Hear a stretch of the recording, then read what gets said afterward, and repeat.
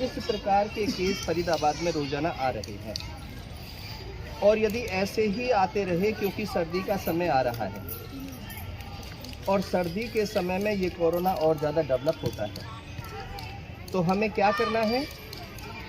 हमें सिर्फ एक बात का ध्यान रखना है। माननीय प्रधानमंत्री साहब जो नारा दे रहे हैं कि 2 गज की दूरी और मास्क है जरूरी, इसका ध्यान रखना है। यदि आप ऐसा ध्यान रखते हैं 2 गज की दूरी मास्क है ज़रूरी, तो आपके परिवार में ये नहीं आएगा। दूसरा ध्यान रखना है आपने कि जब भी कहीं पर जाते हैं, किसी के घर जाते हैं या किसी काम करने के लिए जाते हैं, तो हाथों को बार बार आपने धोना है, पानी से, साबुन से या सैनिटाइज करना है यदि आपके पास में है। क्योंकि महामारी का समय चल रहा है, नौकरी छूट चुकी है, व्यापार ख़त्म हो चुके हैं, तो इसलिए लोगों के पास पैसा भी नहीं है। तो मैं ऐसी चीज़ भी नहीं कहूँगा कि सैनिटाइज ही करना है। पहले तो राख हुआ करती थी, राख से हम हाथों को धो लिया करते थे, कभी कोई वायरस नहीं आता था। साबुन है, साबुन से कर सकते हैं। रेह है, रेह से कर सकते हैं। कि मैं पुराने ज़माने का आदमी हूँ, तो इसलिए मुझे पता है कि उससे ज़्यादा कोई अच्छा और नहीं। तो आप ये काम अवश्य कर सकते हैं। दूसरा, मिठाई से ज़रूर बचें, खाने से भी और देने से भी, क्योंकि इस पर सरकार का बहुत बड़ा अंकुश है।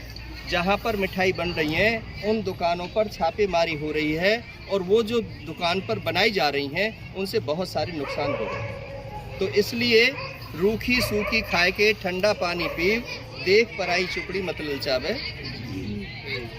दूसरा क्या है कि कई बार हम क्या दुनिया की देखा देखी में हम कर्ज ले लेते हैं कि नए कपड़े पहनाएंगे बच्चों को, नई खुशी मनाएंगे।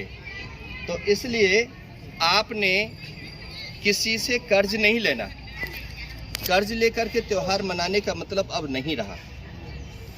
कर्ज पहले क्यों लेते थे? दे देंगे, काम चल रहा है, बच्चों की नौकरी लगी हुई है, कहीं ना कहीं से पैसा आ जाएगा, दे देंगे। अब कहाँ से चुकाओगे? अब लोगों के पास पैसा नहीं रहा। फैक्ट्रियों में से आधे वर्कर निकाल दिए, सरकारी नौकरियों में से निकाल दिए। सरकारी तनख्वाह जिनकी 2.5-2.5 3-3 लाख थी, उनकी 1-1 लाख 80-80 हज़ार कर दी। बहुत सारे डिपार्टमेंट ऐसे हैं जहाँ पर 5-5 6-6 महीने की तनख्वाह नहीं मिली, तो अपने बच्चों को कैसे पाल रहे हैं? दूसरा, ये छोटे मोटे नन्हे बुन्ने बच्चे जो हैं, इनमें संस्कार डालेंगे। आप देख रहे हैं कि इन्हें हमारी बात से कोई लेना देना नहीं, खेल में लगे हुए हैं। क्यों? क्योंकि ये संस्कार विहीन है, इनको संस्कार नहीं है। यदि संस्कार होते तो इनको ये पता होती कि बड़ों की बात को सुनना हमारे लिए ज्ञान की बात होती है, कुछ अच्छी बातें मिलेगी। तो अब आपके पास जो समय है, उस समय में इन बच्चों में संस्कार डाल दीजिए। कौन अपना है, कौन पराया है, किससे अभिवादन करते हैं, नमस्ते कैसे की जाती है, पैर कैसे छुए जाते हैं, भोजन कैसे खाया जाता है, और जो जगह वस्तुओं की है उन वस्तुओं को वहाँ पर कैसे रखा जाता है। यदि यही अरेंजमेंट आपको आ गया तो दिवाली बन गई। दिवाली का मतलब क्या है?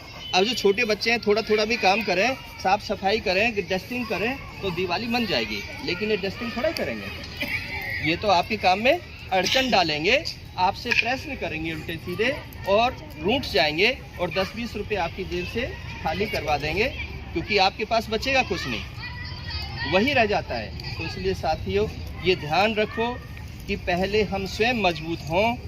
हम मजबूत होंगे तो पड़ोस मजबूत होगा, पड़ोस मजबूत होगा तो देश मजबूत होगा। और जब हम ही कुछ नहीं हैं, हम ही विचारक नहीं हैं, हम ही अपने घरों में बहन बेटियों का सम्मान नहीं कर रहे हैं, तो क्या होगा फिर? कौन करेगा? दूसरा कौन करेगा? यदि हम छोटे बच्चे को सिखाते हैं तुम्हारी चाचा की बेटी है, ये तुम्हारी बहन लगती है, ये बड़ी बहन है, आँख झुका करके, नज़रें झुका करके बात करते हैं बड़ों के सामने, सीना चौड़ा करके नहीं बात करते।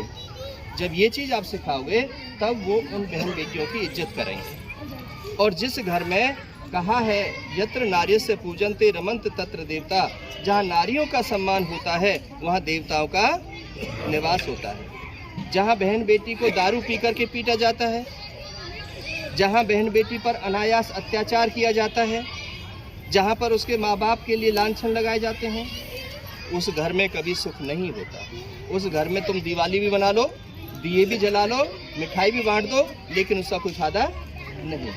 फायदा है कि हमारा परिवार, हमारे घर के, हमारी बेटी, हमारी बहन, हमारी माँ, हमारी दादी, यदि वो खुश होकर के आशीर्वाद देते हैं, दोनों हाथों से सिर पर हाथ रखती हैं, तो हमारा जीवन सफल है।